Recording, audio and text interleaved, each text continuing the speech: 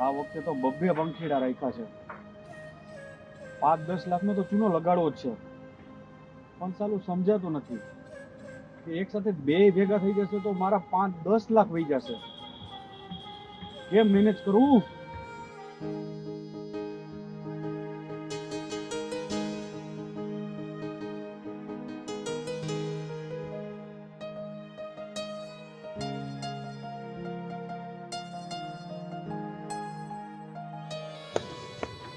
કેટલી વાર છે આને, હજી આવી નહીં બિંદિયા.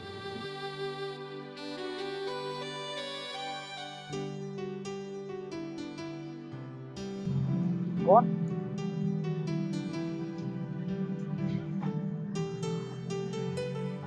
યાર હું જોઈને શું અરે ફોન બિંદિયા, કરે છે? આવો બેસ. તું મને ના ઓળખી શક્યો. અરે બિંદિયા, હું તારી જ વેઇટ કરતો હતો, પણ એટલો હું ખોવાયેલો હતો ને તો મને ખબર જ ના પડી. જો મારો જ વેટ કરતો હોય તો પાછળ હું જ હોય ને. જસ્ટ કિડિંગ યાર. હું જોતો તો કે તું કેટલી જલન થાસ. જલન તો થાવ જ ને યાર. મારી બદલે તમે કોઈ બીજાનું નામ લ્યો તો મને જલન ન થાય? અરે યાર એવું નથી. જ્યારથી તું મારા લાઈફમાં આવી છો ને ત્યારથી બધી સ્ત્રીને હું બેન સમાન જ ગણું છું. હું ખુશનસીબ છું કે તું મને મળ્યો છે સાચે, કે જે તારો આટલો કિંમતી સમય કાઢીને તું મને આપે છે. મારા માટે પહેલા તું છો. બિઝનેસ, મીટિંગ, ક્લાયન્ટ્સ એ બધું સાઈડમાં. ખરેખર હું નસીબદાર છું કે તમે આવડો મોટો બિઝનેસ લઈને બેઠા છો, એ બિઝનેસને સાઈડમાં રાખીને મને ટાઈમ આપો છો. બિંદિયા, મારે તને ટાઈમ તો આપવો પડે ને. તું તો મારો જીવ છો.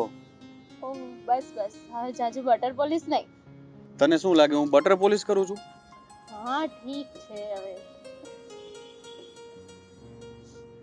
એક વાત પૂછું? હા હા, બોલ બોલ. તું મને સાચે પ્રેમ કરે છે? તો તને શું ખોટું લાગે છે?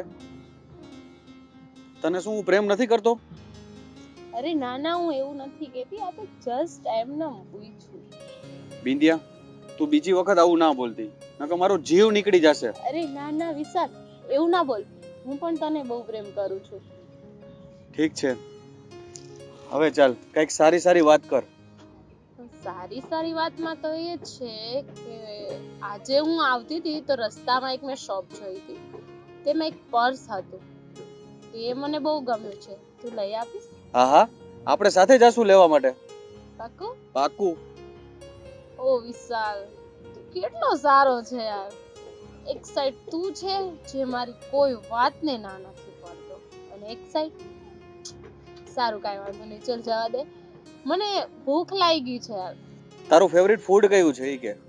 અરે એવું ના હોય, તારી સાથે કાંઈ પણ ખાવ ને એ બધું ફેવરિટ જ છે. ચલો તો આપણે જાશું. ચલો.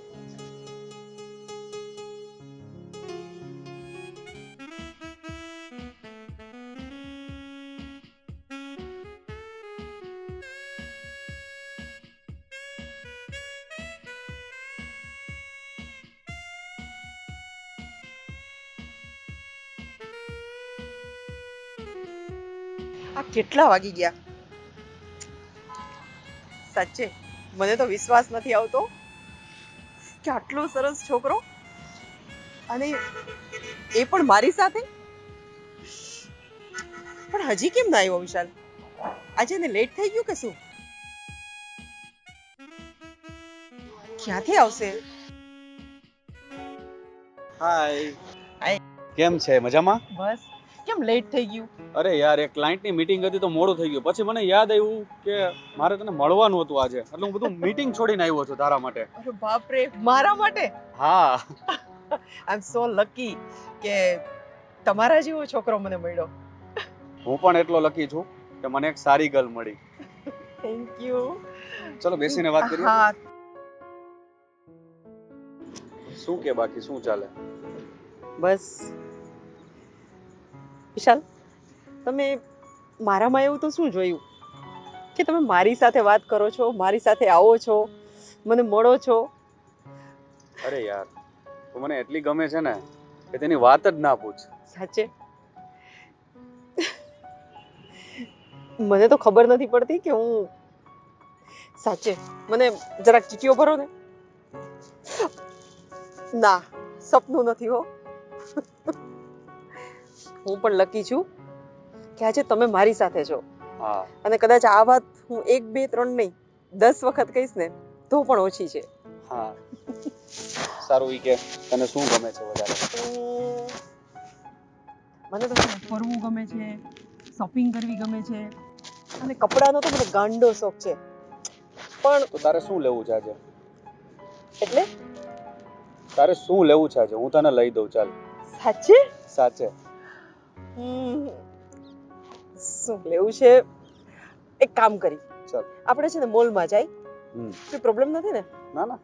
ઓકે, તો આપણે મોલમાં જાય અને ત્યાં જે કંઈ પણ સારા હશે ને કોસ્ટ્યુમ, મને જે ગમતા હશે ને એ હું ચૂઝ કરી લઈશ. બરાબર? પ્રોમિસ? પ્રોમિસ. ચલો. અને તમને પણ કંઈ પ્રોબ્લેમ નથી ને? ના, હું તો તને મળવા માટે સ્પેશિયલ બધા ક્લાયન્ટની મીટિંગ છોડીને હું આવ્યો છું. Thank you. સારું, ચાલો હવે આપણે નીકળી. ચલો.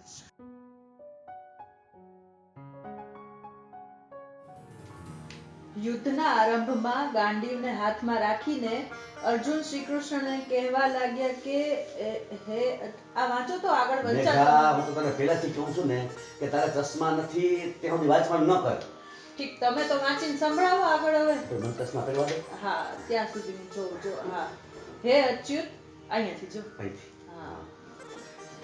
હે અચ્યુત, તમે મારા રથને બંને સેનાઓની વચ્ચે ઊભો રાખો, જેથી મારે કોની કોની સામે યુદ્ધ કરવાનું છે ને તેમને જોવા ઈચ્છું છું.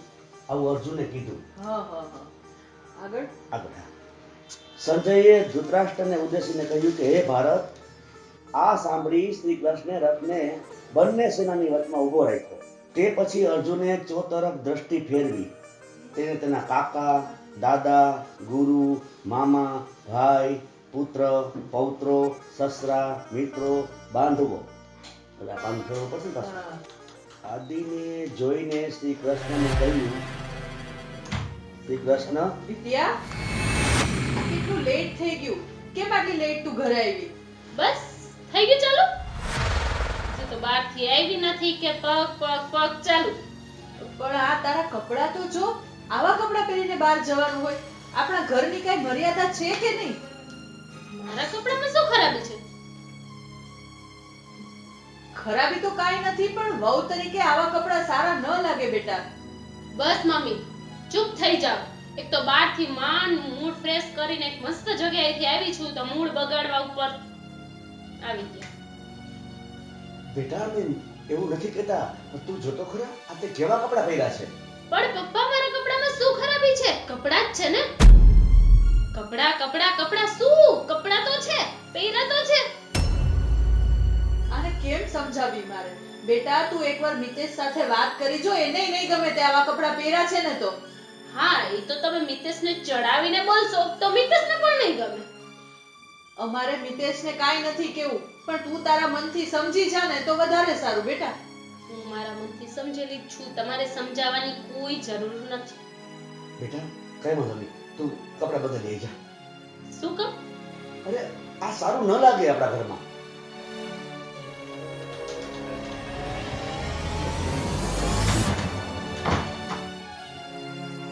અરે ભાવિતા,